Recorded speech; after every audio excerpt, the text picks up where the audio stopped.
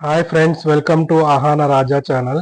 ఈరోజు Bigg Boss లో nomination జరుగుతుంది. బిగ్ బాస్ హరితేజని నామినేట్ చేయమని అడుగుతారు.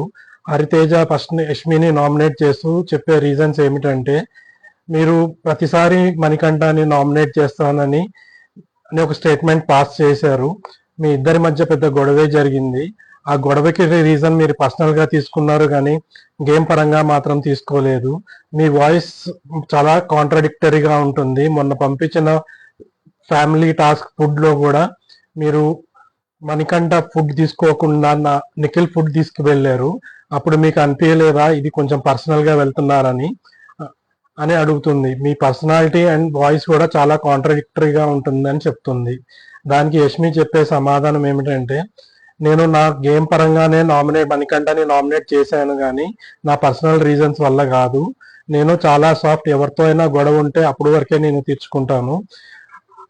వేరే వాళ్ళతో ఎక్కడ వరకు మాట్లాడాలో అక్కడ వరకే మాట్లాడుతూ ఉంటాను. మణికంఠని ఎక్కువగా కన్సోల్ చేసేదే నేనే. ఎక్కువ బాధపడుతున్నప్పుడు, లోలో ఉన్నప్పుడు నేనే దగ్గరికి వెళ్ళి మాట్లాడతాను అని చెప్పి యష్మి హరితేజకి సమాధానం చెప్తుంది.